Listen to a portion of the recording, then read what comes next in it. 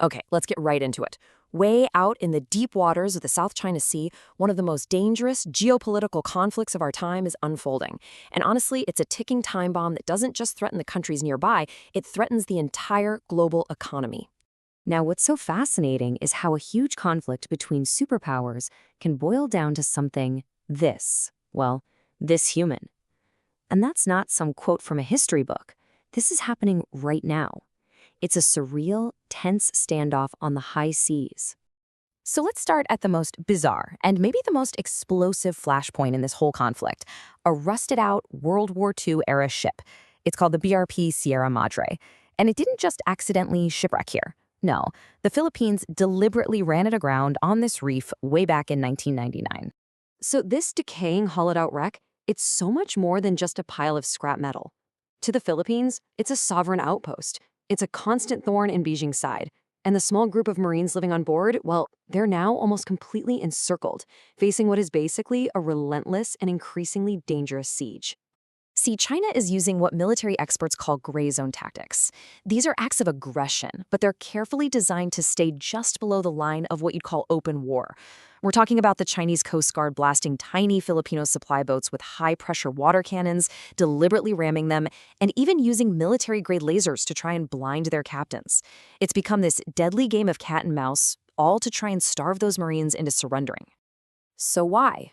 What makes this one rusting ship so incredibly important?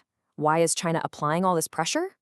To really get that, we have to zoom out and see the literal fortress China is building out at sea.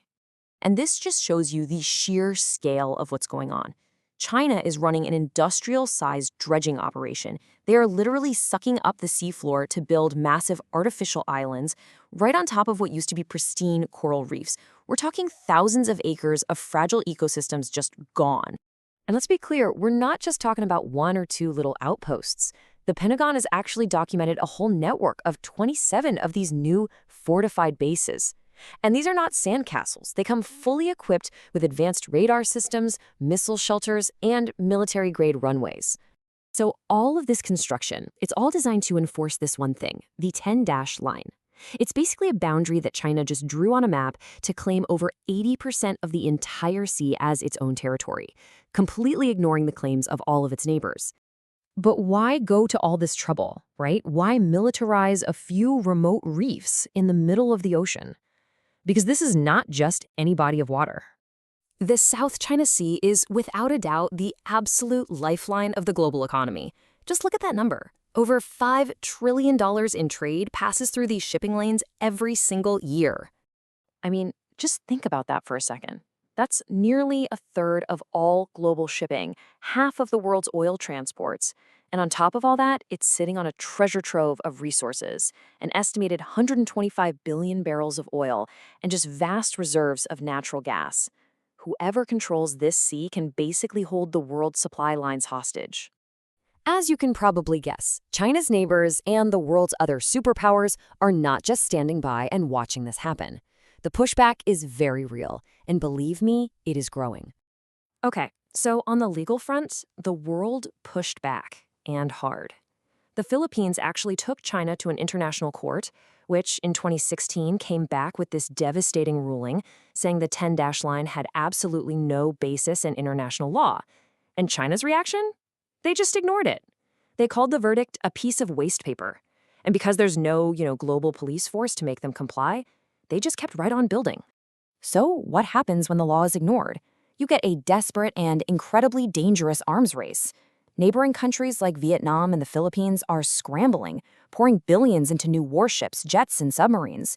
Even Japan, which has been historically pacifist, is doubling its defense budget to try and counter this threat. Meanwhile, the United States and its allies are directly challenging China's claims with their own military. They send these heavily armed destroyers and aircraft carriers on what they call freedom of navigation operations, deliberately sailing right through the waters China claims. And this, as you can imagine, leads to these chillingly close encounters, where warships from two nuclear-armed powers come within feet of colliding.